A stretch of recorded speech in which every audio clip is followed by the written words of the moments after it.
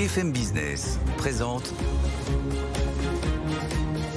Edwige Chevrillon, la grande interview.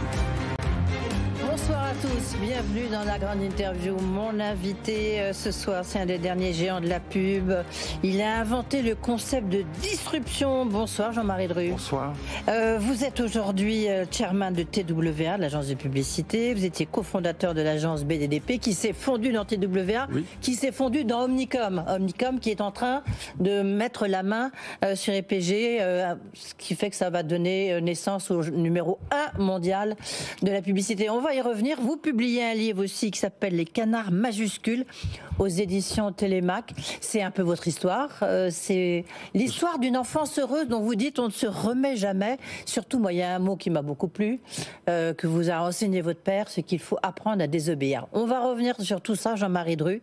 Je voudrais d'abord vous poser une question. Vous qui êtes l'inventeur, vous m'avez repris tout à l'heure quand je disais que vous êtes un des inventeurs de la disruption. Lorsque vous voyez ce que donne la disruption en politique, parce que Emmanuel Macron se veut aussi un peu un disrupteur, est-ce que vous ne dites pas ça marche peut-être pour des marques, pour de la pub, mais les questions politiques, c'est pas vraiment ça? La réponse est dans votre question, oui. Il se trouve que on a inventé ce concept de disruption en 1991, ça fait bien longtemps, mais c'était pour essayer d'imaginer des stratégies de rupture pour nos clients, des stratégies radicales, donc c'était dans une acception positive. Ouais. À l'époque d'ailleurs, on pourra en parler, le mot n'était jamais utilisé, même aux États-Unis. Hein. On a même pu le déposer, vous vous rendez compte? Ça prouve bien à quel point il était non utilisé. Donc pour nous, c'est une façon de réfléchir pour des stratégies positives. Oui, bien pour sûr. Casser le cadre. Voilà, pour essayer de casser les codes, etc. Bon. Il se trouve que la première personne dans le monde politique qui a utilisé cette expression, c'est Ségolène Royal. Donc ça fait déjà longtemps que les politiques se disent disrupteurs. Mais encore une fois, pour nous, c'est un concept positif. Et ce qu'on vit en ce moment n'est pas obligatoirement très positif, bien évidemment. Et donc ce sont des mini-disruptions, mais c'est pas des disruptions comme nous. Mais pour vous, Emmanuel Macron, c'est pas un disrupteur? Ah si, ça l'était profondément dans la façon dont il a conquis le pouvoir. Bah oui, d'où ma question. Ça l'était peut-être un petit peu moins dans la façon dont il a conduit les affaires après. Et pourquoi? Où est-ce que ça, justement, où est-ce que ça n'a pas fonctionné? Moi, j'ai le sentiment, on le dit souvent, qu'il y a un état de grâce pendant les 3 ou 6 premiers mois. Donc je pense que les 3 ou 6 premiers mois, c'était en 2017, auraient pu être utilisés différemment. Alors sans faire de politique, on n'est pas là pour ça, mais bien évidemment, je pense que le pays était dans un état tel qu'il fallait le réformer de fond en comble et qu'il aurait fallu être à la hauteur des ordonnances du général de Gaulle en 46 ou 47, c'est-à-dire vraiment réformer très profondément le pays tout de suite avec tout un train d'ordonnances. Et puisque vous me posez la question, on aurait pu avoir une méthode disruptive par la suite qui aurait consisté à demander à la Chambre, qui à l'époque était majoritaire, où il était majoritaire, à demander à la Chambre pendant les 5 ans qui ont suivi d'amender toutes ces ordonnances. Enfin, donc pour répondre en quelques mots, il a pris le pouvoir de façon très disruptive. Je ne pense pas qu'il ait conduit le pays de façon disruptive. Donald Trump, Elon Musk, ce sont des disrupteurs? Oui, bien évidemment. Oui, mais positifs? Elon Musk, d'abord, pour une raison simple, c'est que la disruption, vous pouvez la situer à bien des niveaux. La publicité, le marketing, l'entreprise et bien sûr l'innovation. Et SpaceX ou, comment dirais-je, toutes les inventions de Elon Musk sont profondément disruptives, bien évidemment. Donc c'est un disrupteur par excellence au niveau le plus élevé, au niveau scientifique ou technologique. Ouais. Et on reviendra là-dessus parce qu'en fait, 2 de vos grands clients, lorsque vous étiez à la tête de BDDP, une agence que vous avez créée en 1984, c'était Steve Jobs, Carlos Ghosn et Steve Jobs. Oui. On va revenir là-dessus. Je voudrais quand même qu'on essaie de comprendre un peu juste cet enjeu de cette... on a appris ça il y a quelques jours, donc du rapprochement de Omnicom, du numéro 3 et du numéro 4 mondial, quoi. Omnicom qui met la main sur EPG, donc Omnicom, c'est votre maison mère. Au-dessus, vous êtes chairman, c'est votre maison mère. Ça crée ce géant, ça va créer ce numéro 1 mondial, coiffant au poteau ainsi Publicis, qui espérait devenir numéro 1 mondial pour la première fois. Qu'est-ce que ça va rapporter d'avoir un ensemble de 20 milliards de revenus? 25. 25, pardon. Je vous en prie. Ça va rapporter beaucoup de choses. C'est quoi? Qu'est-ce qu'il y a derrière cette fusion? Il y a tout un ensemble de bénéfices. Je vais essayer de les lister rapidement. Premièrement, il y a bien évidemment, comme toujours, lorsque vous avez des rapprochements de ce type, des économies d'échelle qui sont estimées à 750 millions de dollars. On ne va pas insister parce que ce n'est pas très intéressant. Ensuite, bien évidemment, l'achat d'espace est essentiel dans notre métier. On a en face de nous des géants comme Google qui a des revenus de 250 milliards de dollars par an en publicité. Donc si vous achetez sur ces plateformes, vous avez intérêt à être le plus grand possible.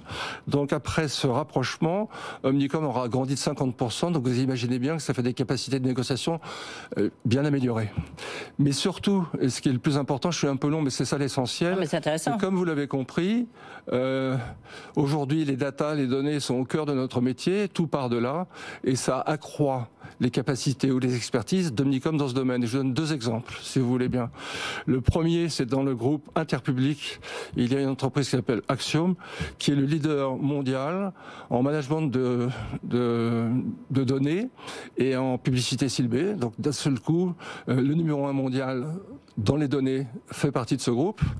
Et à l'inverse, du côté d'Omnicom, vous avez une autre société qu'on a rachetée il y a un an ou un an et demi, qui s'appelle Flywheel, qui est le numéro 1 mondial en commerce électronique et en ce qu'on appelle e-retail media, c'est-à-dire les médias sur les commerces sur les grandes plateformes commerciales. Alibaba, Carrefour, Walmart ou Target ou des marques de ce type.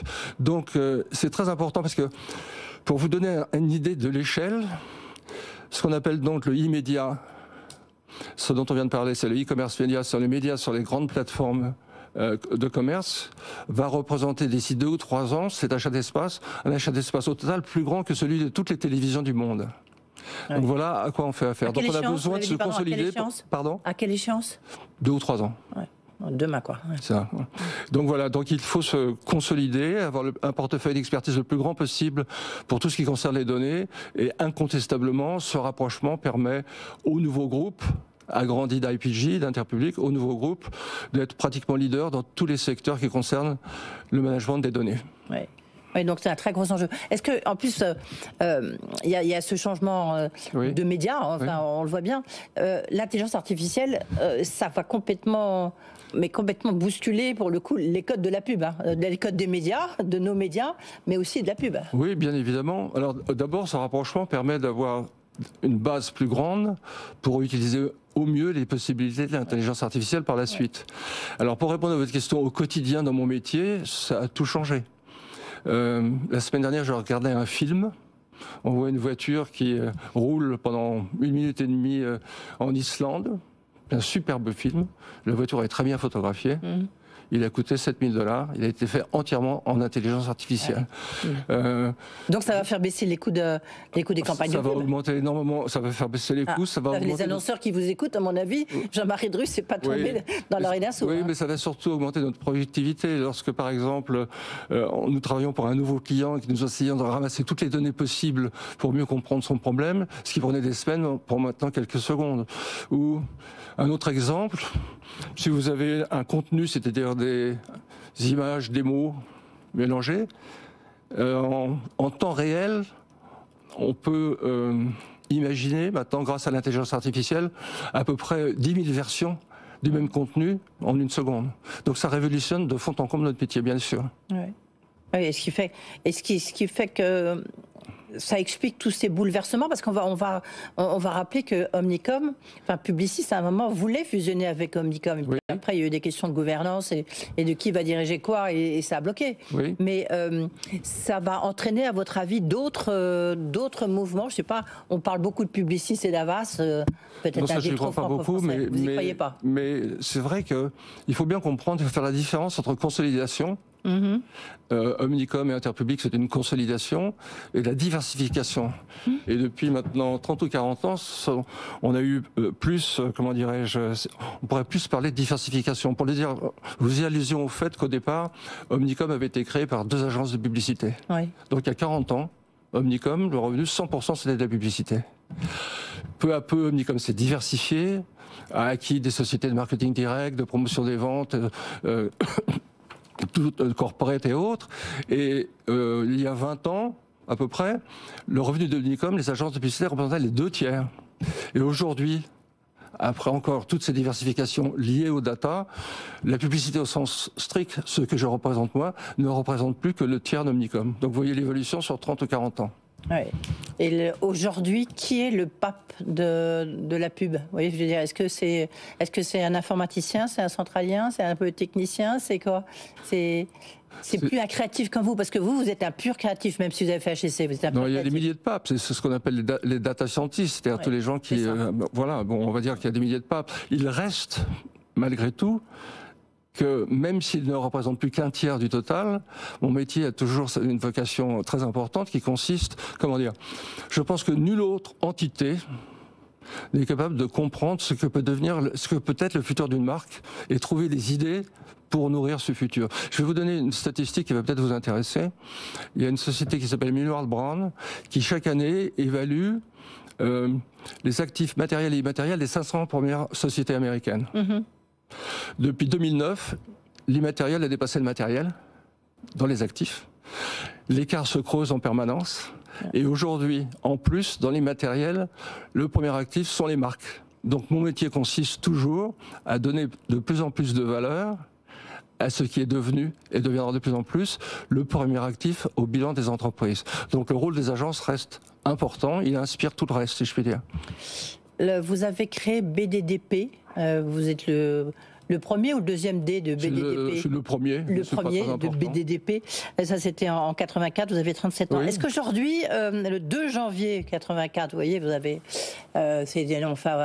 presque fêté votre anniversaire, si je veux dire. Est-ce qu'aujourd'hui, vous pourriez recréer une entreprise? Enfin, est-ce que c'est encore possible, à votre avis, aujourd'hui? Où la place n'est que pour des géants? C'est toujours possible. C'est vrai qu'il y a, comment dire, d'un côté les géants et de l'autre côté plutôt des petites agences très spécialisées et qui arrivent à trouver une niche sur le marché. Mais ça serait assez difficile de faire ce que nous avons fait puisqu'en 7 ou 8 ans, nous étions passés de rien du tout à la 3e place sur le marché. Ouais. Ça me paraît aujourd'hui pratiquement impossible. Toute question, j'ai oublié de vous poser la question là tout à l'heure puisqu'on parlait de disruption. Vous avez vu la nouvelle pub de Jaguar, là, totalement wokiste, avec des codes couleurs un peu révolutionnaires, tout est rose, et puis voilà, on est complètement dans le wokisme. Donc ça n'a rien à voir avec les codes de Jaguar. Oui, mais je ne l'ai pas vu, mais je vais vous poser une question. Oui. Quelle est l'idée? Est-ce qu'il y a une idée dans cette publicité? Non, je ne sais pas, j'allais vous poser la question, parce que Jaguar, c'est quand même une marque traditionnelle, qui est plutôt traditionnelle, conventionnelle, qui vend la qualité, et tout d'un coup, on se trouve dans une pub qui n'a absolument rien à voir. Non, pour une raison évidente, si vous voulez. Aujourd'hui, grâce aux data, l'objectif, c'est toujours de toucher le consommateur au bon moment, avec le bon message, avec le bon prix. C'est très précis, c'est ce qu'on appelle le marketing individualisé de masse, si vous voulez. Donc c'est ça, c'est extrêmement différent de ce que nous faisions lorsque nous faisions des grandes campagnes télévisées. Donc maintenant, il faut arriver à conjuguer les deux, ce qui est relativement difficile. Ouais. Alors, vous avez publié ce livre, vous venez tout juste de publier Les Canards majuscules. Je vais vous laisser expliquer dans un instant pourquoi ce titre un peu abscon, mais qui a une explication, je rassure nos auditeurs et téléspectateurs, aux éditions Télémac. Et alors, vous dites 2 phrases, moi, qui m'ont frappé. 1, on ne se remet jamais d'une enfance heureuse, ce qui a été votre cas. Oui. Et l'autre phrase que vous a appris votre père, c'est qu'il faut apprendre à désobéir. Peut-être c'est pour ça que vous êtes le roi de la disruption. C'est vrai que c'est... expliquez-nous. D'abord, pourquoi écrire un livre sur une enfance heureuse ? Parce que ça permet dans les premiers chapitres de revenir sur les années 50 et 60. Un petit Parisien à cette époque-là. Et je crois comprendre que tous les gens de ma génération, là, il y a de moins en moins, mais tous les gens de ma génération ont beaucoup aimé lire ces premiers chapitres. On dit souvent que la nostalgie est un sentiment à la fois triste et agréable. Donc on a ça pendant ces premiers chapitres. Puis ensuite, pendant tout le reste du livre, puisque j'ai eu la chance de voyager énormément dans ma vie professionnelle, je raconte tout un tas d'anecdotes et je fais surtout le portrait de beaucoup de gens que j'ai rencontrés, que ce soit des grands hommes d'affaires comme Steve Jobs ou Carlos Ghosn qui ont été mes clients pendant 30 ou 40 ans, ou le portrait de grands créatifs, les créatifs qui ont fait les campagnes d'Apple ou de Nelson Mandela par exemple. Carlos Ghosn, qu'on connaît bien ici, que j'ai rencontré évidemment plusieurs fois. Oui. Là, on parlait beaucoup de Carlos Tavares parce que j'ai fait un podcast sur Carlos Tavares. Je vous conseille du reste de l'écouter parce qu'honnêtement, il est très intéressant. Il est avec Valentin Grill. Qu'est-ce qui vous a frappé chez Carlos Ghosn? Pourquoi il a explosé en plein vol, à votre avis? Parce que c'était un homme d'une volonté extraordinaire, très déterminé, une très grande autorité, assez visionnaire, puisqu'il a imaginé qu'il y aurait des voitures électriques grand public dès 2005, puisque je vous rappelle que la première voiture électrique grand public est sortie en 2007, et à l'époque il était le seul à vraiment y croire.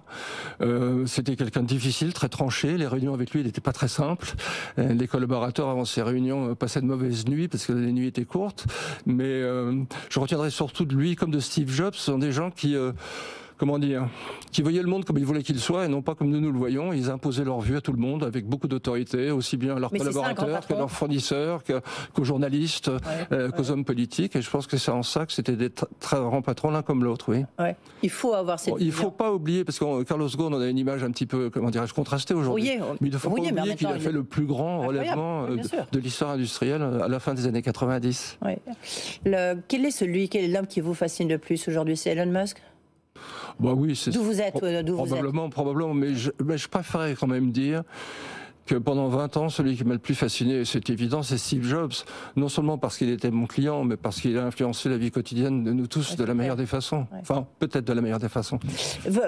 Vous dites, votre père avait une entreprise de salaison. Oui, il faisait du jambon et du saucisson. Voilà. Et comment devient-on Jean-Marie Dru? Vous voyez ce que je veux dire? Parce que vous êtes une des personnalités qui a été le plus en vue dans la publicité. Vous étiez un peu l'icône, on va dire, de la pub. Vous êtes encore. Est-ce que c'est quoi votre parcours, à part cette enfance heureuse qui vous a sans doute aidé, mais écoutez, la première phrase de mon livre dit ce livre raconte mes hasards heureux. Je pense que c'est qu'une suite de hasards, la vie, et qu'il faut savoir les saisir.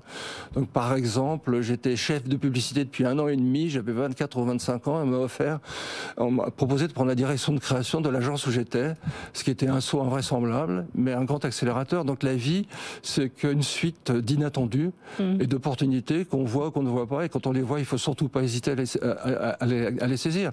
Ce que je viens de dire est un lieu commun, mais c'est quand même ça qui est la clé de toute avancée dans la vie professionnelle. Et alors pourquoi les canards majuscules?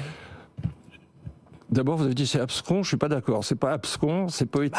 Quand on voit le titre du livre, les canards majuscules, on se creuse quand même un peu la tête, même si on sait que vous êtes le roi de la disruption. Non, alors très simplement, je vais essayer d'aller vite.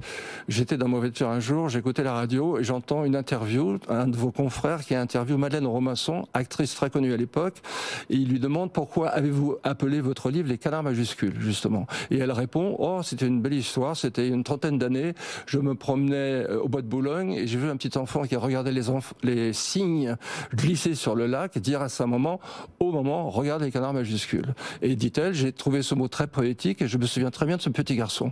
Mais il se trouve, et là la coïncidence est formidable, il se trouve que ce petit garçon c'était moi, parce que ma maman a raconté ce mot des dizaines de fois. Et le fait que je puisse l'entendre ce jour-là à la radio, alors j'étais en retard et j'écoutais une radio que j'écoute pas, était vraiment un hasard. Cela n'aurait jamais dû arriver et c'est pour ça que je consacre pas mal de temps dans ce livre à parler des hasards heureux, de la serendipity, de la synchronicité, de toutes ces choses qui nous surviennent par hasard. C'est ce que vous direz, on arrive au terme de cette émission, de cette interview, Jean-Marie Dru. On est à quelques jours de franchir, de terminer 2024, j'ai envie de dire heureusement. 2025, quelle attitude faut-il avoir?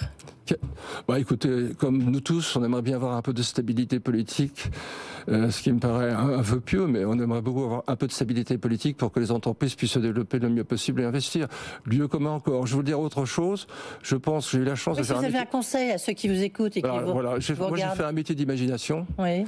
Je pense que notre monde a de multiples défis, ils sont par milliers, et que ça, on y arrivera tous ensemble, que si on donne sa vraie place à l'imagination, pas simplement l'imagination des Steve Jobs, des Elon Musk, mais l'imagination de chacun, de vous, de moi, de tous ceux qui nous entourent. Soyez imaginatifs. Merci beaucoup d'avoir été avec nous, Jean-Marie Dru. Les canards, donc majuscules, et c'est aux éditions Télémac.